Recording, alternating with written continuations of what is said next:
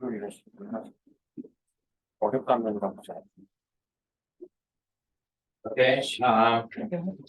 Hello. How are you? Do you want to say anything?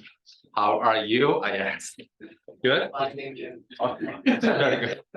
You see, next answer. Good. Winter has arrived. Damn. When I went to China, it was like nice more fall. I brought the nice little jackets. I arrived back in Seoul. What the hell?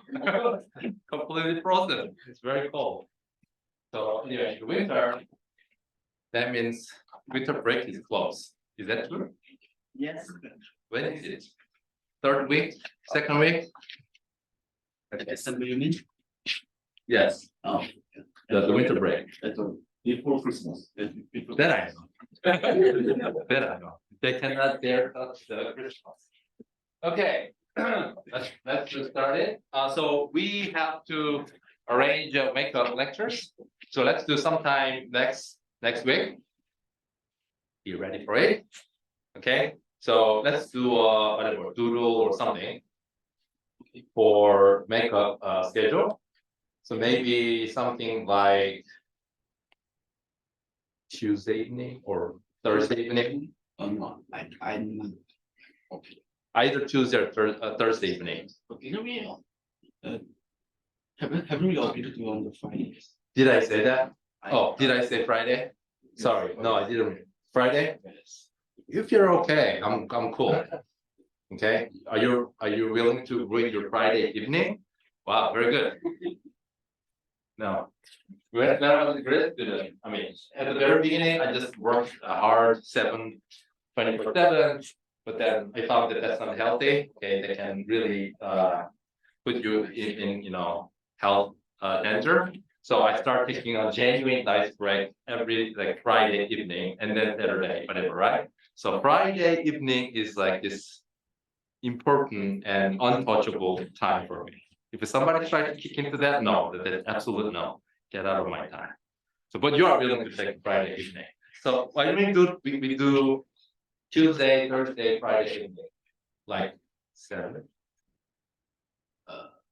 to next day, Tuesday, Thursday, Friday, 7 to something, 7 to something like 9:30, 10. See if it works for people. Okay, so then I post a survey on KAIST. Yeah, let's set up the survey and then check. Okay. Okay, with that intro, any questions so far? What time do you want? At 7? Like, I don't know, 7 to 10 in that time period? Okay. Okay. Any questions so far? Is this normal? Like this room is like super hot. Anyway, any questions so far? No? Good. So let's continue. So yellow. So the first process, so we will building up the perturbation theory and learn how to compute the things, and we learn how to extract Biler rules. The first process we looked at was this. So this is a quick summary of what we talked about, and then the correction of the action that we took was this, right? And then there were two set of diagrams we had to look at. The two set of diagrams we had to look at was, so this is my time arrow. N goes to an N, same time arrow.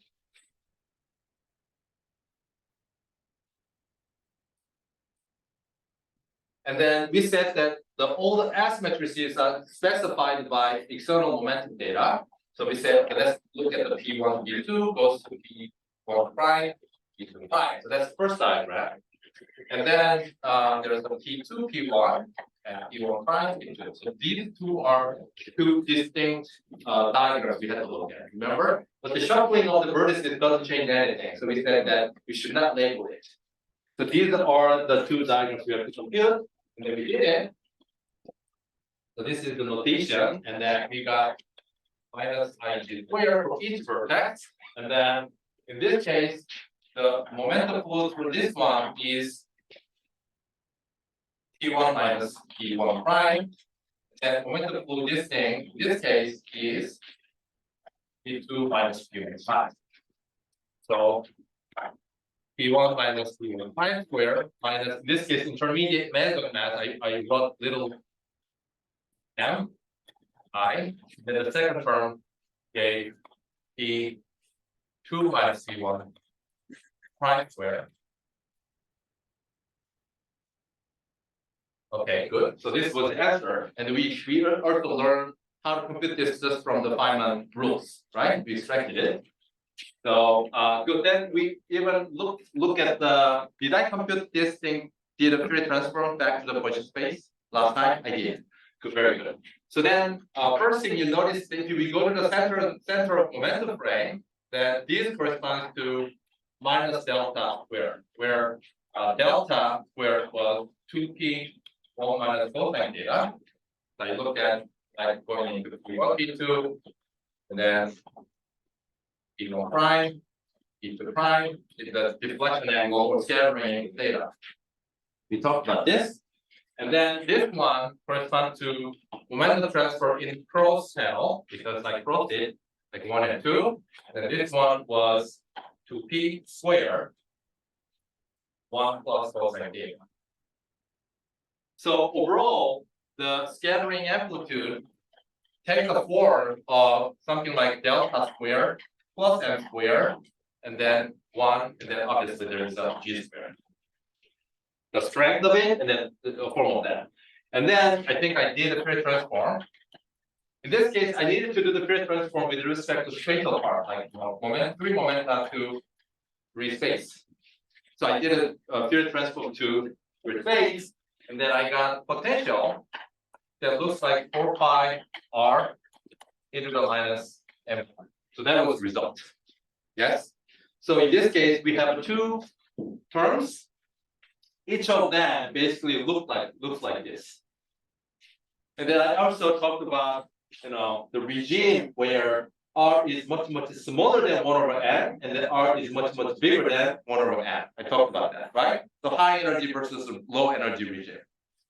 Now, so then if you look at this thing, this is manifestly also we talked about the fact that symmetric under the exchange of P1 to P2, and that reflects the fact that there should be Bose-Einstein statistics.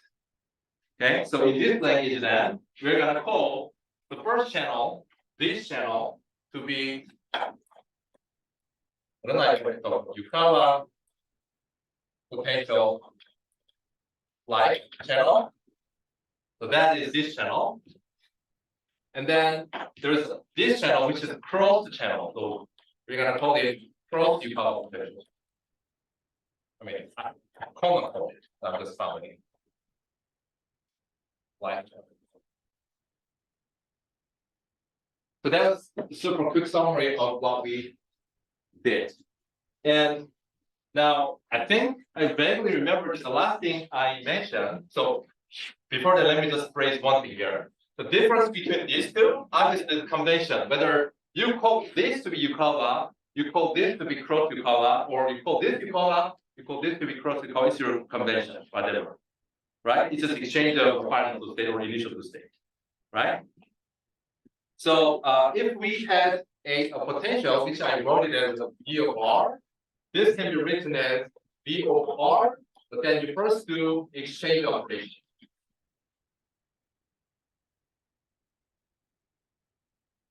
What this does is that you just exchange one state with two, either final state or initial state in this example. So overall, V total of this area looks like VR plus 1 plus exchange operator. So this feature, this structure of this sensor, now seen in the position space as opposed to momentum space, again, is a manifestation of the fact that this theory enjoys Bose-Einstein statistics. So that's kind of summary of what we have talked about. One thing that I mentioned last time is that the physics of that thing can be understood as follows. So let's follow a time slice. I'm following this. So at each time, you can imagine that there's some exchange of this intermediate meson. Okay, so I'm walking, and then I'm sending meson, and then that guy is sending back to me. So we are interacting like that. But then in this way, there's always this feature of a momentum transfer. However, in this channel, in this process, there is no diagram, which we will see momentarily, that looks like something like this. If I kind of look like that.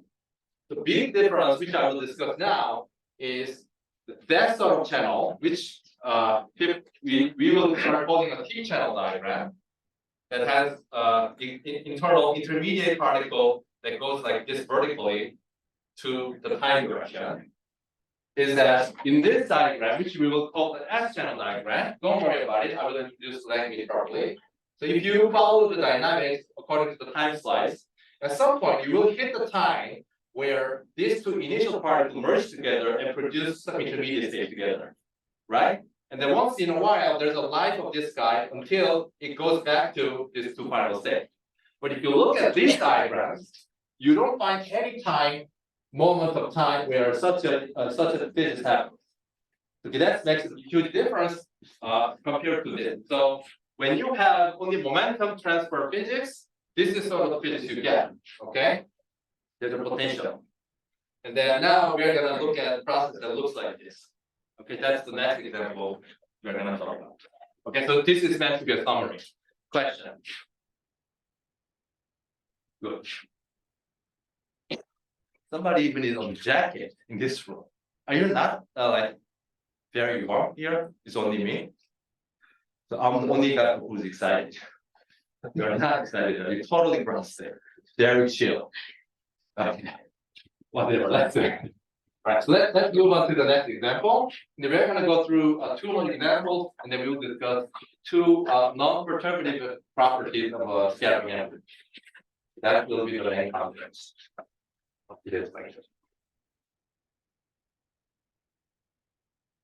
Okay, so let's skip this. So the second example we talk about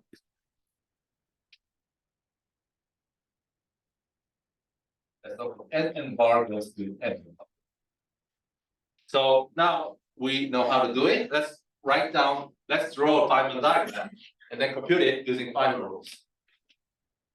So I could just draw same looking diagram. Now, since I needed n, I needed something that the momentum flow is the same direction as charge flow. Since I needed n bar, I need to have lag that goes against the charge. Okay.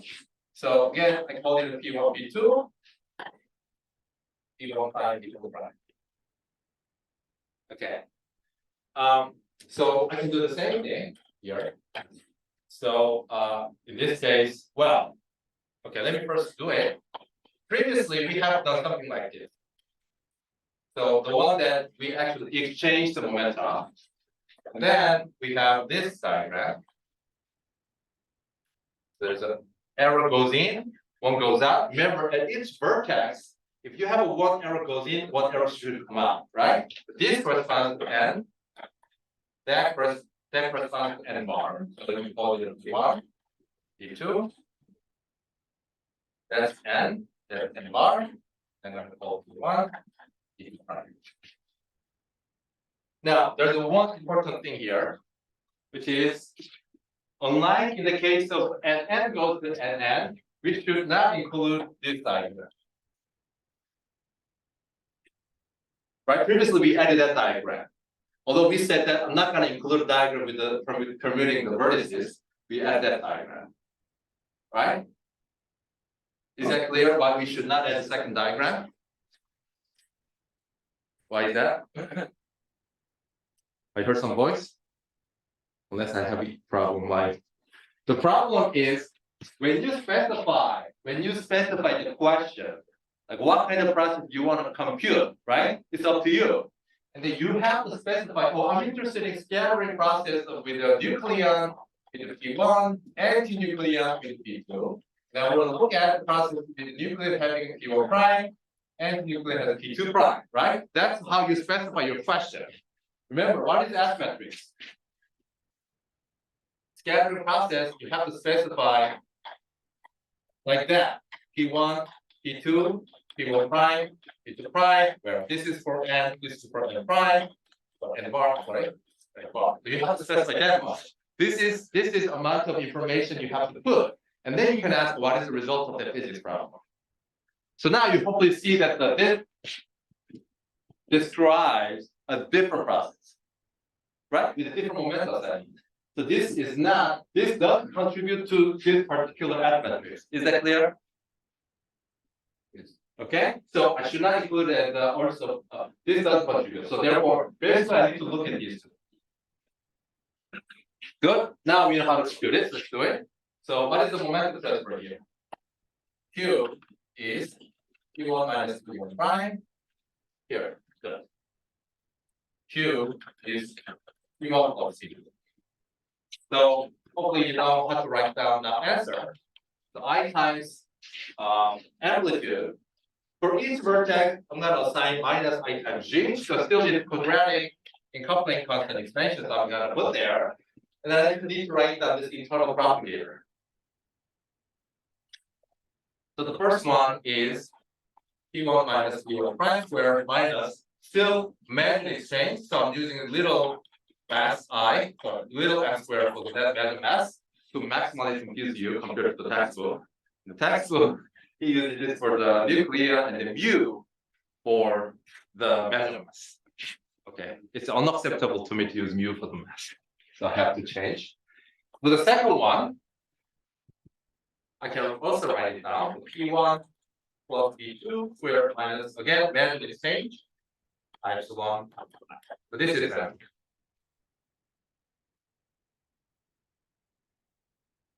Good? So far? All right, now let's learn the physics of it. If we have that amplitude, we can learn the physics of it. Now, this is literally the same diagram, right? I mean, if you look at this answer, the first term, nothing tells whether it is for n versus n bar here, right? This is only a function of Lorentz invariant function of momentum.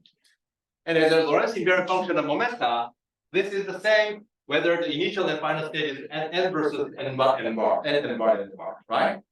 It's exactly the same function as we studied just before that I summarized. So therefore, if you compute this again, you're going to get minus delta square, which is minus 2p squared, 1 minus cosine theta. Yeah? We have studied that. And then if you transform this thing, you know that you should get something like 4 pi r e to the minus r. So everything is clear because we already studied that. Now, you can ask yourself, oh, if I do see momentum transfer channel that Yukawa direct, sometimes he also use direct Yukawa as opposed to cross Yukawa. So if you do see a term which corresponds to direct Yukawa, you can ask, where is my cross Yukawa term? Would this be cross Yukawa term? You might ask that. It doesn't look like it because cross is meant to be basically the same thing except the fact that you just swap P1 with P2. But that doesn't look like that, right? This is not like P2 minus P1 prime. So this is not a direct, cross Yukawa term. Is there something wrong with it, or this is still okay, acceptable? You can ask yourself why you needed cross Yukawa potential. If you had a direct Yukawa potential, physical, why did you need that? The argument was statistics, right? Because if you have identical particle, in the case of n goes to nn, obviously it has to satisfy the final has to satisfy that. Now, if you look at this, obviously you don't have to pose that because this is not identical particle as that. So it's totally fine that you only have direct Yukawa term, but you don't have a cross Yukawa. Good. So that's first thing. We can sort it out. Let's talk about the second term. So to that, let's go to the central momentum frame.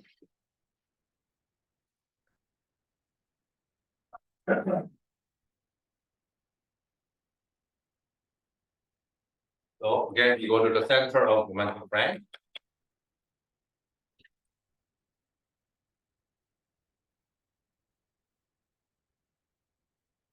So the same thing, the P1, we set it up as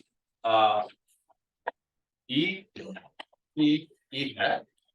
Again, configuration is exactly the same. Here's P1, P2 with meson mass, sorry, nuclear with mass M. Here it's anti-nuclear with and still the same mass. And then it comes out with angle theta, P1 prime, P2 prime. So you have to read this energy as m squared plus p squared, obviously. And then P2, which is basically same E, and then minus P, the opposite square. Good. That's the that. P4 prime, the same energy, because they have the same mass.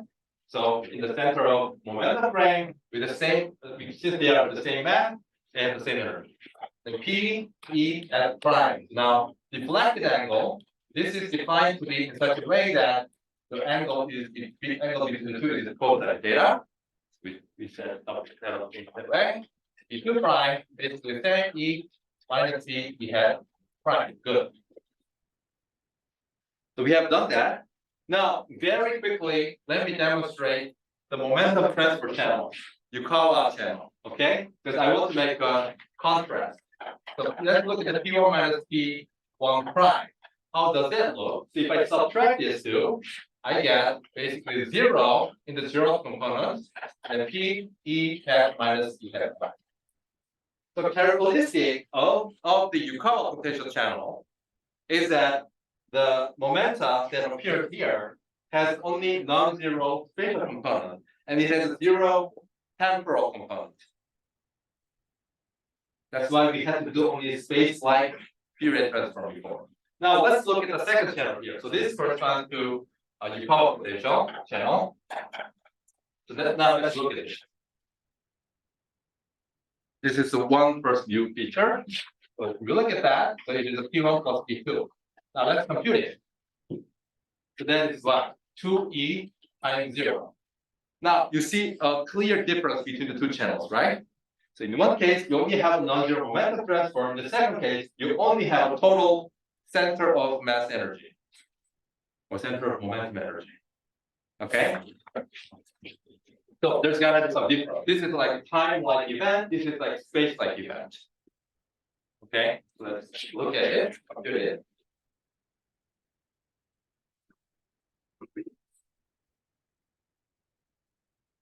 So the second contribution, therefore, looks like, I should write, so this contains the contribution. So it looks like P1 plus P2 square M square plus I1 times G square. That looks like, let's call 2 times E to be total energy. Let's call total energy, like that. They will give you total energy minus M squared plus I1.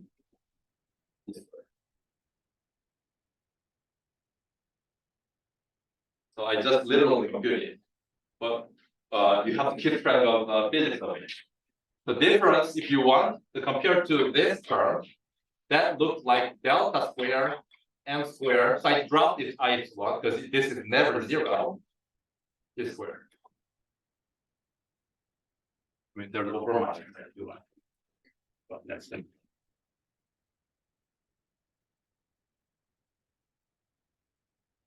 So what is the difference at this level? In momentum space amplitude, what difference can you say? Remember, amplitude is the function of momentum, right? As you see here. So in one case here, there is a pole, but the pole is on the imaginary axis, right? So that was this Yukawa potential channel. But this channel corresponds to the fact that this has a pole on the real axis. Meaning this one you can hit. That one you're not gonna hit if you try to integrate along the energy direction, for instance. Okay? So that's the key difference, and then that will obviously manifest in if you go to the Position space representation of digits. So let's look at it. So now this, if I look at it, so now this is a complex plane of the ET, and naively you have pole at plus m and the minus m, right? So this is the real ET. This is imaginary. So if you naively try to integrate this, obviously you hit this pole, right? And you have to do something clever to avoid that. And the clever thing here is I epsilon prescription, right? Here there was I epsilon prescription, you did it because you're not going to hit it. You create this thing. So then the pole is going to shift.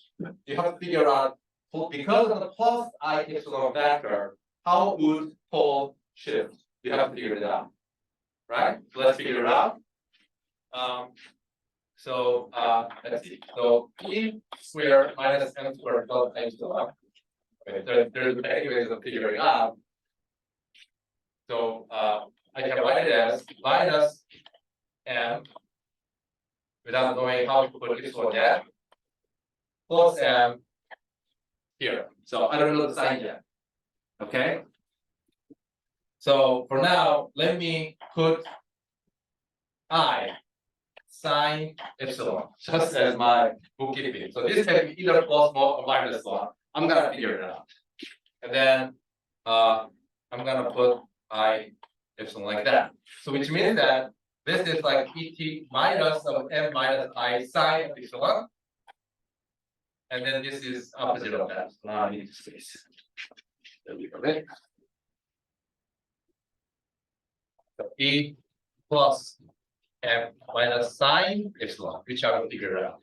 So now you know how to do this. This is ET squared minus m minus I sine epsilon squared. So let's expand it out. So ET squared minus m squared. So I'm just going to expand to linearly epsilon. That becomes m squared minus 2I sine epsilon times m. Right?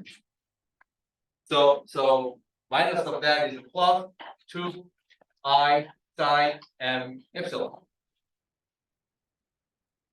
Okay?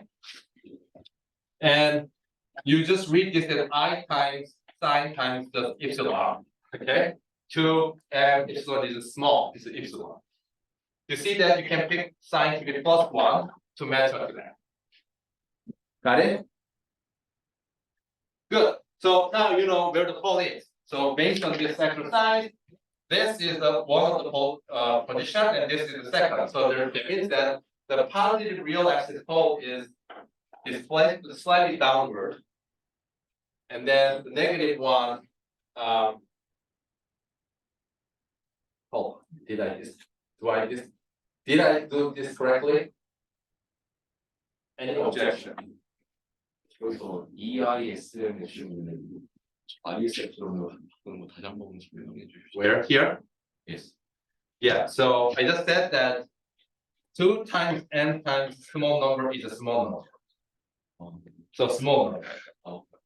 Okay? However, I feel suspicious here because I know it should shift backward, opposite direction. Good. So here, let me do slightly more carefully. Hold on a second. Hold on a second. I know how to do it more carefully, systematically. So let's write ET as x plus negative. Okay, I know this is a complex variable. I can write it as that. So I'm solving this equation. Yes. So that means I need to solve x. So if I square this, x minus y squared plus 2I xy. Yes. Okay. So I think this will turn out to be wrong. That means the real part matches the real part plus m squared. Imaginary part has to be matched to the imaginary part, which is minus. Yes? That's wrong. So this is x and y, real imaginary part of the ET. And so this has non-zero overlap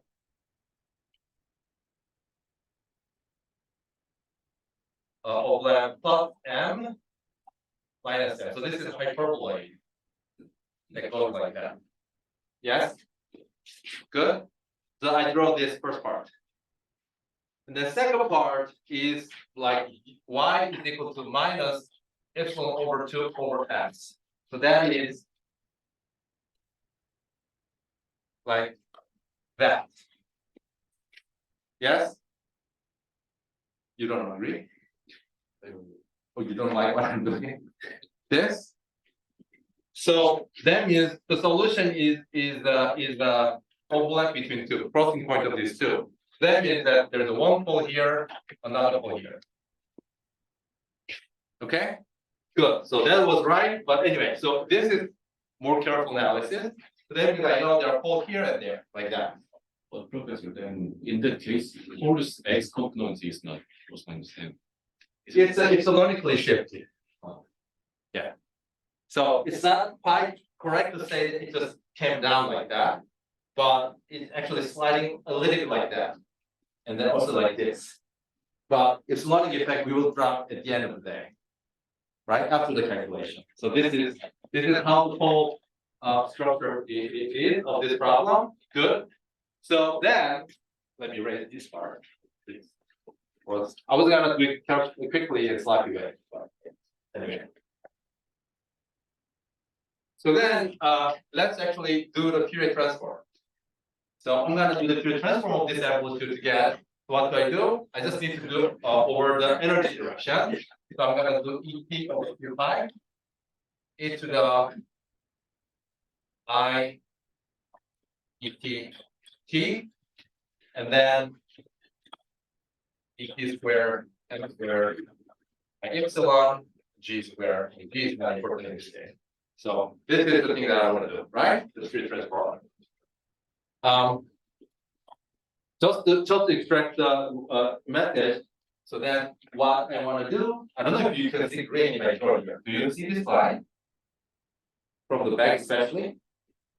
Green is noticeable? Okay. I can see. You can see? Okay, good. All right, so this is integration that you want to do. And you pick the arc direction in such a way that this is exponentially falling. So in this example, since I picked minus I there, so I have to pick negative major part. So I need to close up like that. Good. So and then I mean there's overall minus sign because counter integration is clockwise as opposed to the anyway you know this. So up to minus sign.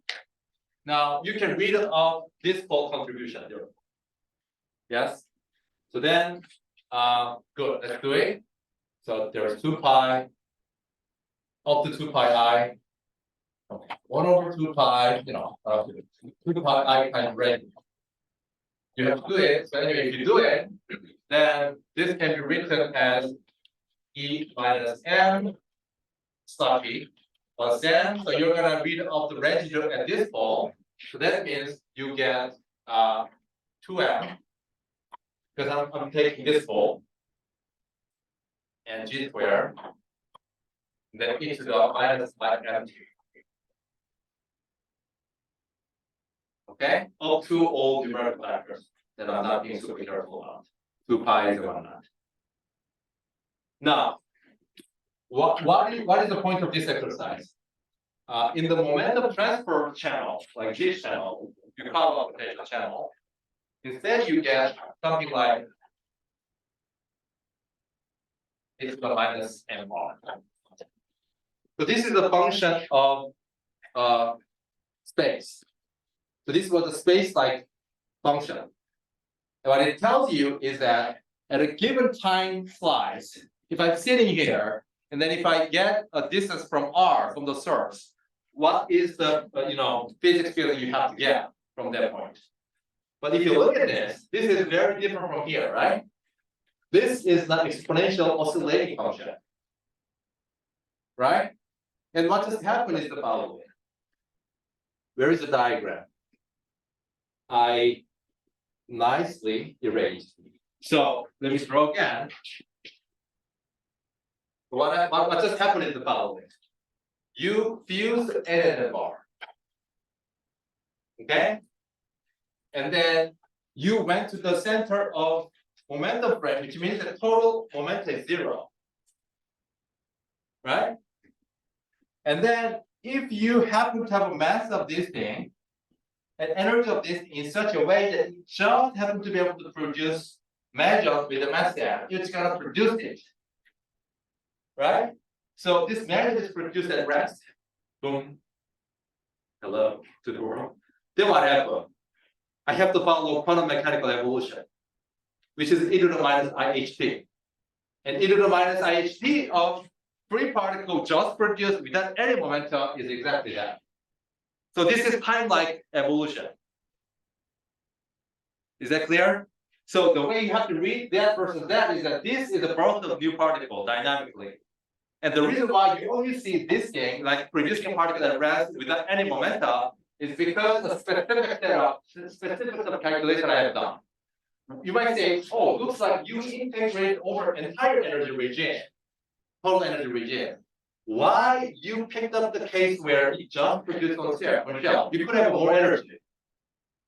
The answer is when I did the contour integration, I decided to pick this contribution uniquely.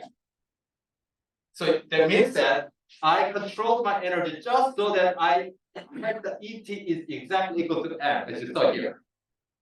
So I tuned my experiment by this calculation, such that I just produced measure at rest, nothing more. That's why I ended up with this physics, which is consistent. Okay, so what's the punchline here? These two represent very different physics. Okay, one is just kicking a little bit of momentum. Okay, this is actually producing a new particle, new intermediate state. So now, from now on, when you read the final diagram, hopefully you see. So it's called the catastrophe cut or unitarity cut. You can already just try to cut and see what happens. So there's initial momentum, and then at some point, you actually happen to have a single particle produced. So you produce the single isolated system particle. Okay? And then I demonstrate in T channel, you don't have that. Question. Before we move, yes. If you have particle, if the n is equal to its particle, then will it satisfy the Bose-Einstein statistics? Yeah, it will. So that is like you're asking angles and then process. Yeah, but okay. Right? Yeah, and we have computed it. So then you will have I mean you can ask if this is a real particle, probably that's what you're asking. If this is also a real scalar, then your Feynman diagram, so first of all, the interaction Hamiltonian will look like G pi squared. Right? So there's a distinction between psi diagram. Or rather, there's a distinction between n and that and bar produced by that. And you can try to play the same game, basically. And if you compute it, you should get manifestly the cross term in this calculation accuracy, if that was your question. Right? You can see it because whenever you ask psi goes to psi, you always have that thing with two different momentum assignment possible now.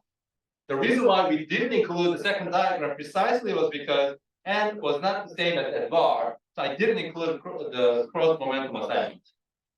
Is that clear? Okay. So if you include that, you will get close. Any other question? Yes.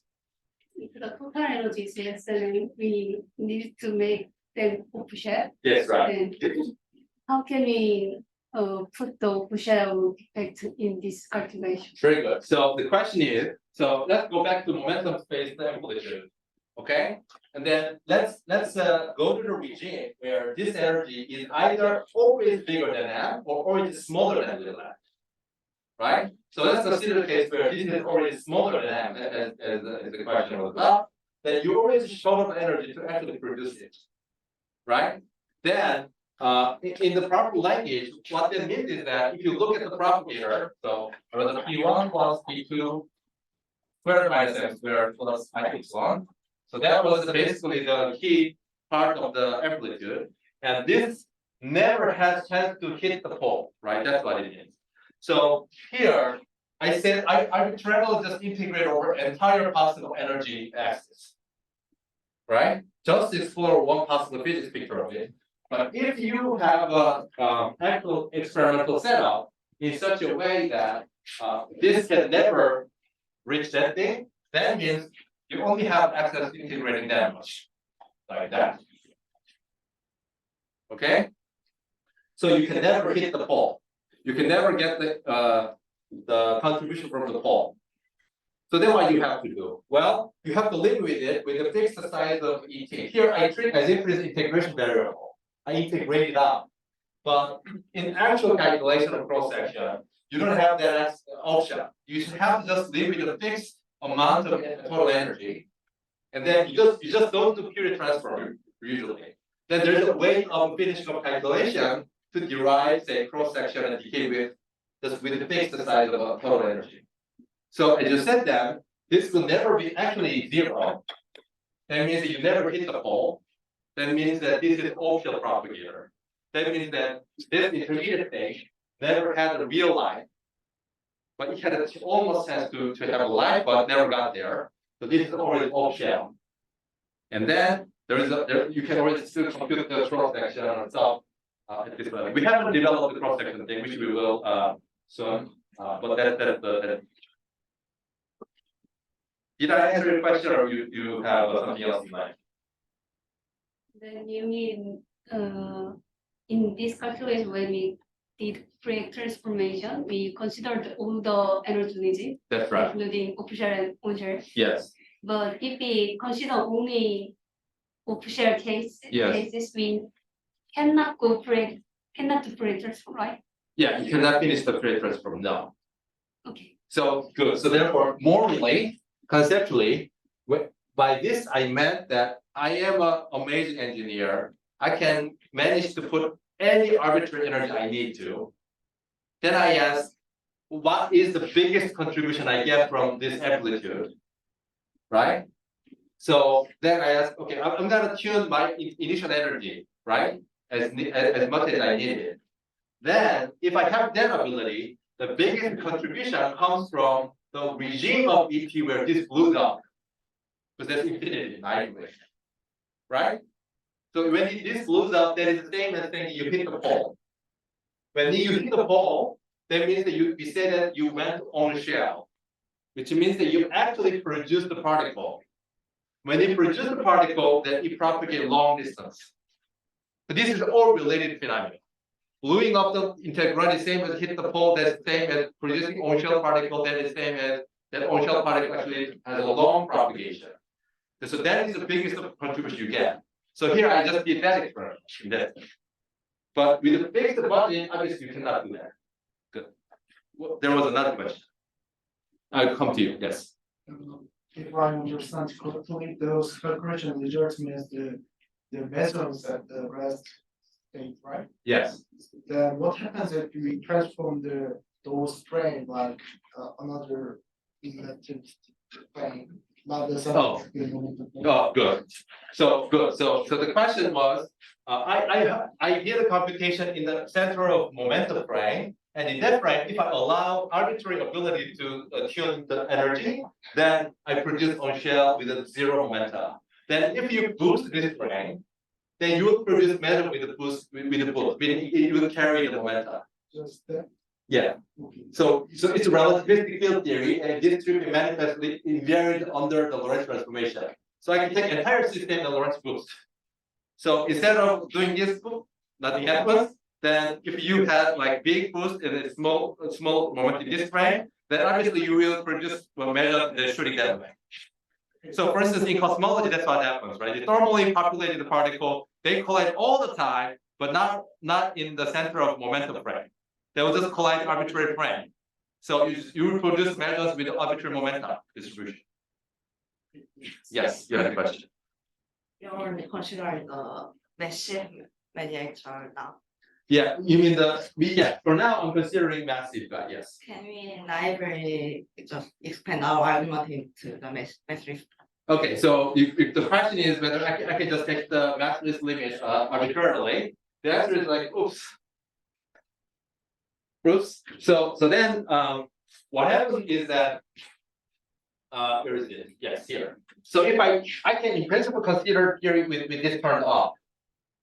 Okay. Now if you just do this, then obviously this is always greater than 0. Right? Because if I have something in the initial state, they will carry positive energy.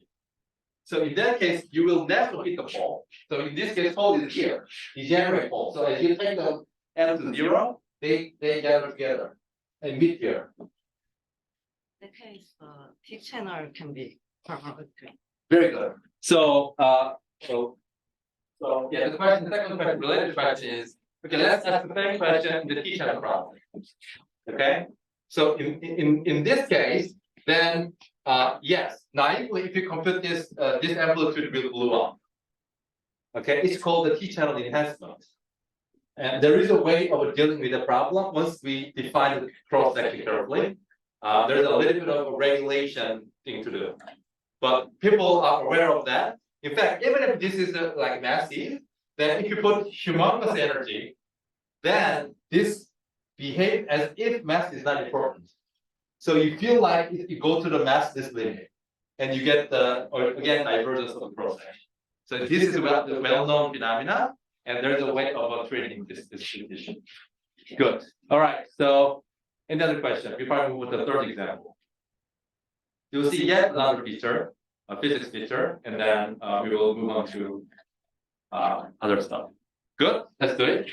So remember, we talked about Yukawa, direct Yukawa, cross Yukawa, T channel, and then S channel. We talked about now S channel production of intermediate states.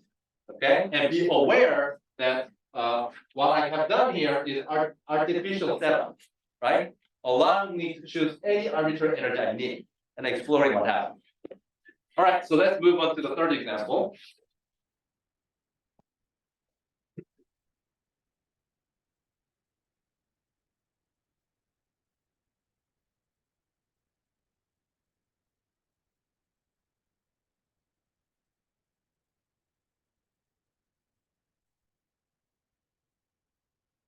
How are you?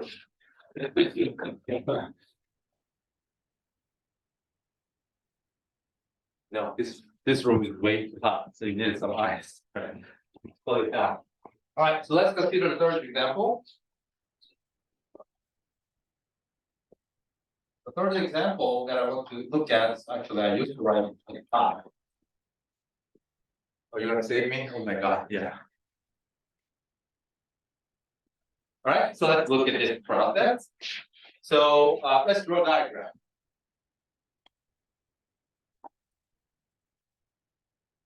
So there's n come out, pi. So let's call this to be P1, P2, P1 prime, P2 prime.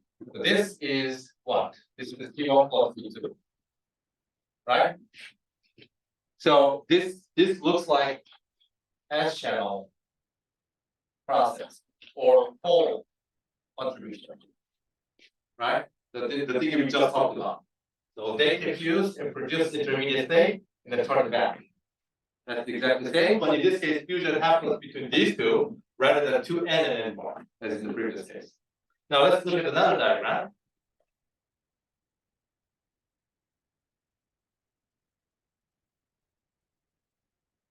So there's this, there's no phi here. There's this, go via this line go below this line. So then let's look at this. From this diagram, you may say, oh, this is another S channel diagram. Naively, right? So it looks like naively another S channel diagram, but it's not. So let's actually sort it out.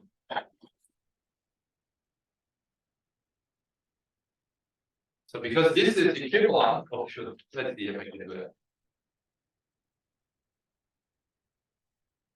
So there's a P1 goes to the lag that meets with the P2 prime. And then there's a P 2 go to the vertex that meets with the P1 prime. P1 prime. So then if I follow this blue, this thing should carry, who's gonna tell me? Who's gonna tell me? Nobody's gonna tell me. I knew it. So this stuff is the same as that. So therefore this Q should be P2 prime minus P1. Yes? Are you with me? I'm saying this diagram is the same as that. So why did I do that? This is easy to draw because this is like cross vertical diagram. Easy to draw. I draw this because this clarifies the physics. So this, I mean, here you might say, oh, okay, this is another S channel diagram. I'm saying no. If you look at this, this is a T channel diagram. Okay? So you might say, what does this S T channel mean? I will define after this discussion. For now, don't worry about it. I'm saying this looks like a pole. It's not a pole. Okay, good. So we can compute it. Let's do it. I A of Fi is the second order part of the theory.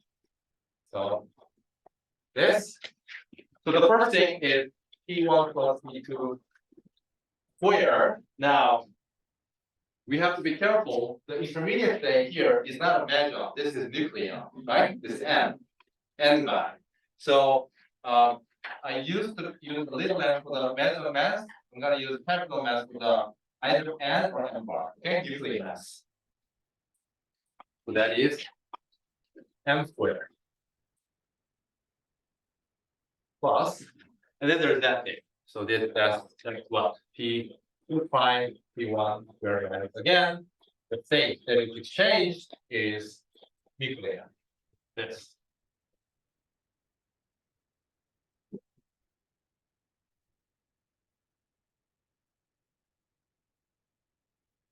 Okay, so now let's dig in and understand the physics of it. So if you go to the center of mass, center of momentum frame, if you go to the center of momentum frame, you see that the P1, E2 will become E1 plus E2, comma 0 by definition. Right? I went into the center of momentum frame. And then E1 is going to be energy for the measure, which is little m squared plus d squared, and square root. And then E2 for the nucleon, on the other hand, is capital M squared plus d squared. But nevertheless, momentum add up to 0 because I went into that frame. The point is that still, this is purely time-like frame, right? And then you can do the Fourier transform. You can talk about production of intermediate particles with now capital mass M, by nuclear on shell, and it will same source. So let's focus on this. This looks like now Yukawa potential, or actually cross Yukawa potential. If you remember, P1 minus P1 prime was associated with direct Yukawa, like Yukawa. If we use the delta square there, then P2 minus P1 prime, or reverse, like P1 minus P2 prime square was associated with cross Yukawa. Here we use the delta C square. So this looks like that, okay? But there is a little bit of a subtle interesting feature compared to what we saw before. So let's actually dig in. So let's again go to the center of momentum frame. The P1 again is m squared, little m squared, p squared to root, then p e x. And then P2 capital M squared, and then the square, the minus p e hat. That's right here. P1 prime is this side scattered out, P hat prime, P2, capital M squared, P squared, minus P E hat. Okay, so now if I try to compute the momentum transfer, the P prime P1, that is what? M squared plus P squared minus little m, and then minus P E hat plus E hat prime. So I just computed it. Now, what was the feature that we had before? The feature that we had before, meaning when we look at n goes to nn process, obviously in the initial state or final state, the mass are the same. So previously, this was 0. Okay, but now it is not 0, obviously, because capital M is different from little m. Unless you look at the theory where those are exactly the same, they're not the same.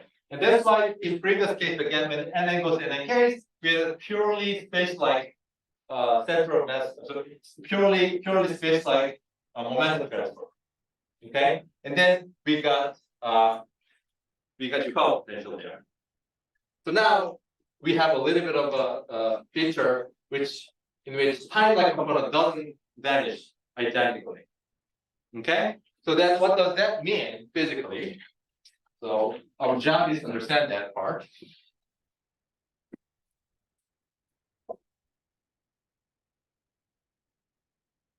Okay, so what that means is the following. So for n goes to nn case, we had delta square, like little m square 1. And then this can be viewed as, so this is the mass. So let me write it as inverse length scale. And then this leads to, if I do the period transform, mr, which can be viewed as minus r over little r, capital R, sorry. So previously, this was a fixed constant which is provided by the parameter of the theory. Yes? So let's say that again. The physics of this process is controlled by a parameter that if you're experimentalist, you can go out and then measure, determine this capital R, which can be viewed as a range parameter. Range of the force, that's what I mean. So if that helps, let's recall the following fact. So given this potential, as an experimentalist, you can use energy which is bigger than m, which means that you're looking at the range where r is smaller than 1 over m. That's what it means by exertion principle. They are the same thing. So you can do the higher the process and try to see what happens here. And then in that case, I show that well, there's a 1 over r sitting. So that means that this is close to 0, like very small number, and then this often goes to 1 over r, like long range force behavior. We talked about this. And then as an experimentalist, you can try to cross m, and then you can go to the regime where you have energy much smaller than m. So in this case, you're looking at the very long range behavior, and the potential obviously cuts out like exponentially. So by doing this experiment, you can in principle determine this parameter. And since you can, as a theorist, you can compute this process, you can tell me, oh, if you tell me R by actual measurement, I'm gonna tell you the mass of the intermediate particle. Right? That's how physics works. Okay, and in this example, this range parameter or mass is a constant once and for all fixed. Okay, now as an experimentalist, let's say, okay, let me do this experiment and tell you what I get. Okay, and then you ask, as a theorist, can you tell me what that means? That's what we do. So let's first analyze experiment. What would experimentalists see from this calculation? So by comparing this, let me erase this part. So that's what happens before. Let's not talk about now. So n(i) almost in. So if you look at this denominator, and then if you compute this, so P2 prime P1 square has that square. Let me write.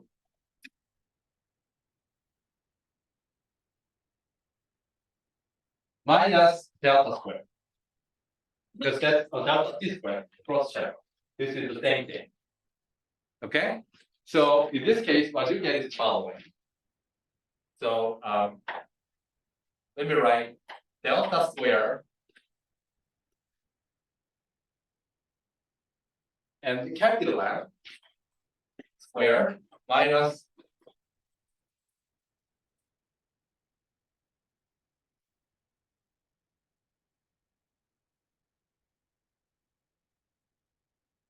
so this is what you get from this picture.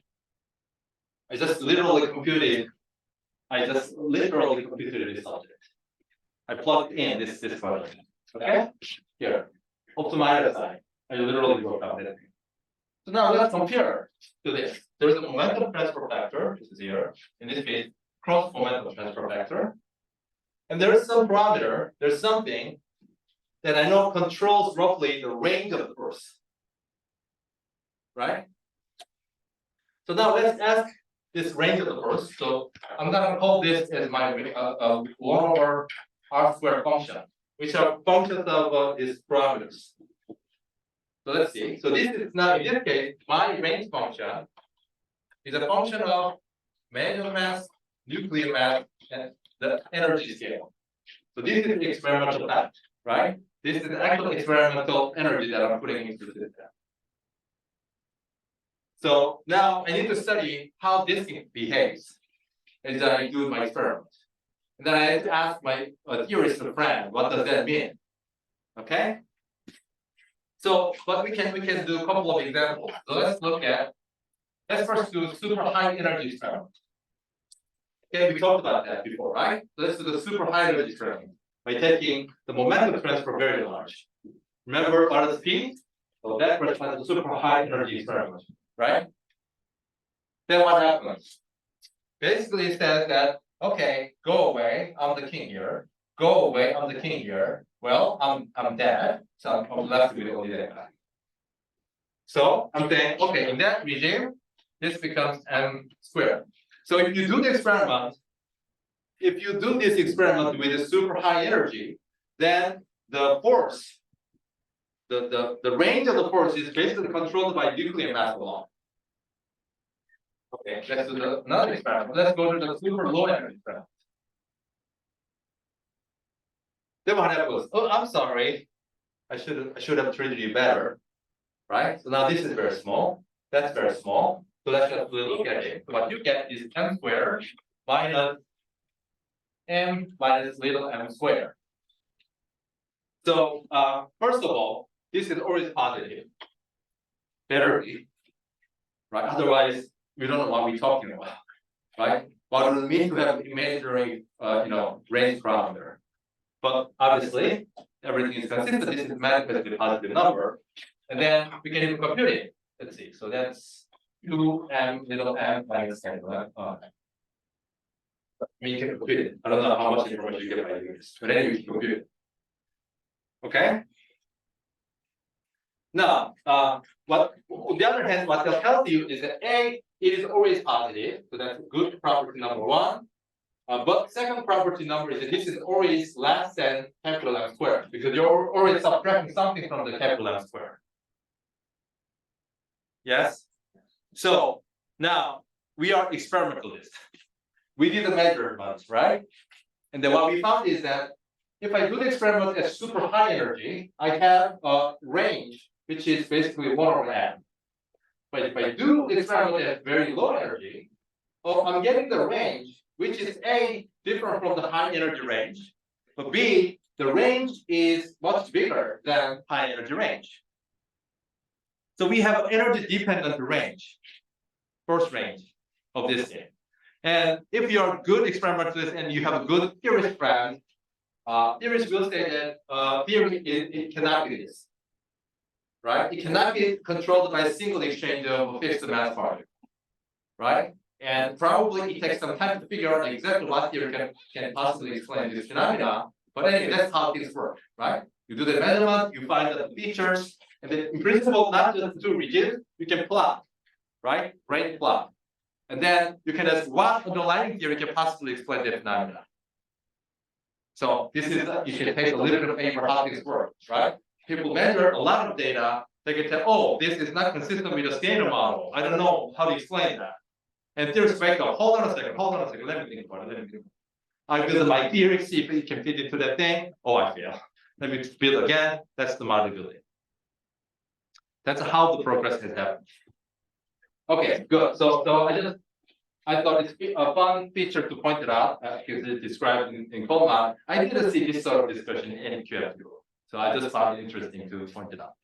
Okay, so that's the third. The last, I'm just gonna point it out the process, and then we can move on quickly. But before that, are there any questions? Good. Let's move on. Time, please. 저 R이 그 M 제곱보다는 항상 커질 수 없는 거군요.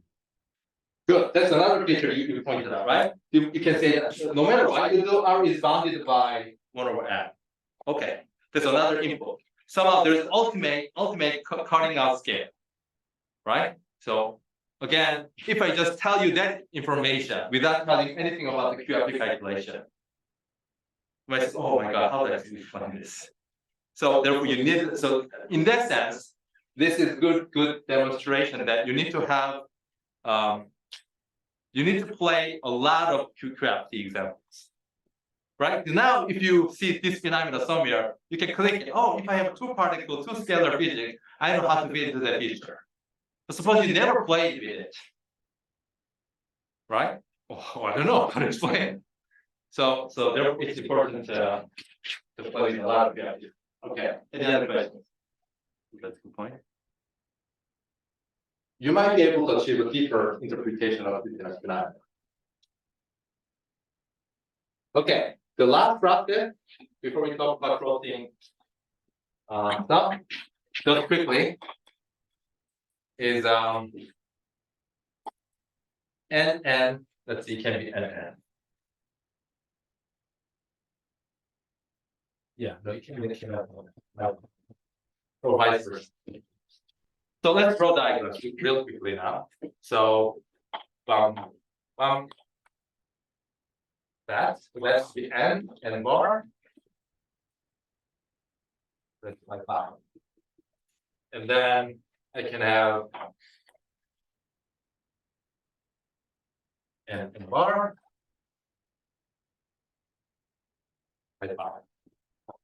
See, the reason why I'm crossing here is because this is identical particle, right? I can have an opposite, different particle, the momentum assignment.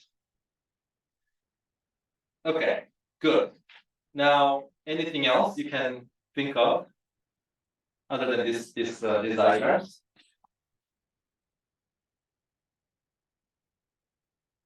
Probably that's it. You can think about it. And now you can quickly, figure out, because here you see there's this C channel there. So it looks like this will be something like Yukawa cross Yukawa channel. Now you can ask whether this will be totally space-like momenta or it has time-like non-zero component in it. And they came from the fact that if you take subtraction of this to squaring it, if these values are the same, this has only space-like component because energy exactly cancels. In this case, math is different from each other, so I know that there's a temporal component there. So this will have something like this feature, right? The energy depends on the ranges. Here too, this is cross channel. Once again, this has mass m, this is mass capital M. The mass energy will not cancel out exactly, so this will still have temporal component in it. So this will be something like cross Yukawa channel, but with a time dependent range. Okay, so now you can quickly say. Okay, so that's all I wanted to say about this channel. And then I want to spend the rest of the time, like 10 minutes, to talk about crossing and CPT, or maybe crossing. Any question before I do? Okay. Good. So with that, then the remaining time for this particular chapter, before we build up the formalism for cross-section and decay rate, the actual. So this is now the amplitude. So far, I've been computing amplitude. Then you have to do a little bit more calculation to actually get what is known as cross-section, which you can compute exactly like directly to the data. Okay, there's just one more step to go from amplitude to get actual observed quantity, known as cross-section and decay rates. Okay, that's what we will build after we finish discussion about crossing and amplitude.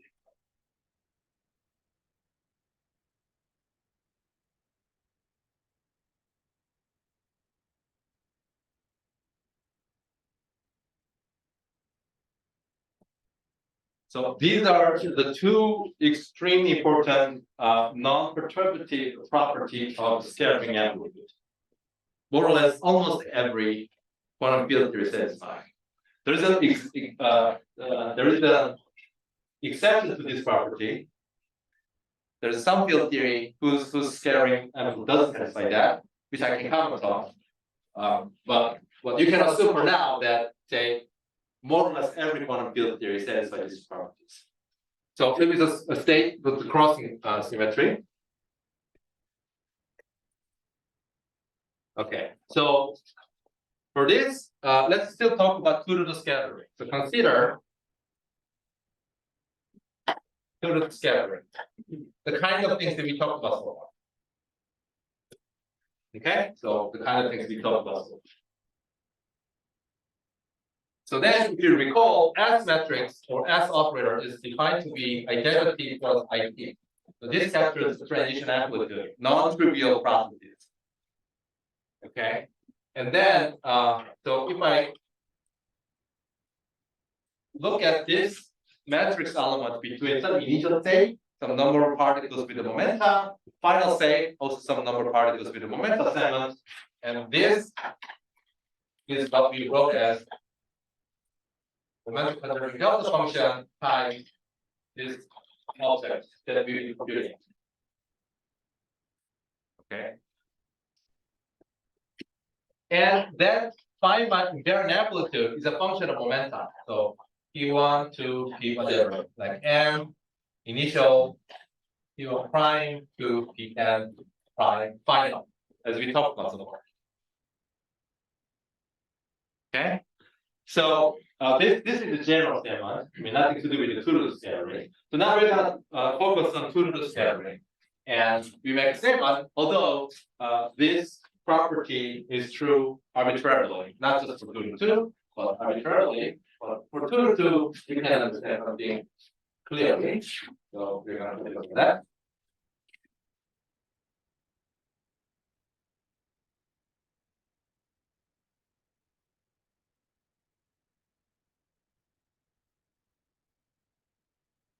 So what's the statement we're talking about? The statement is the following. So far, we talked about 3 possible distinct physics.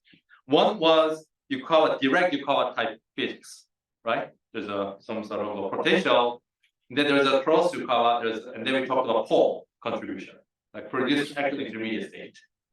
And these look completely different from each other, naively, right? There's a different momentum dependence and things like that. The statement about the crossing symmetry is that they come from the single thing.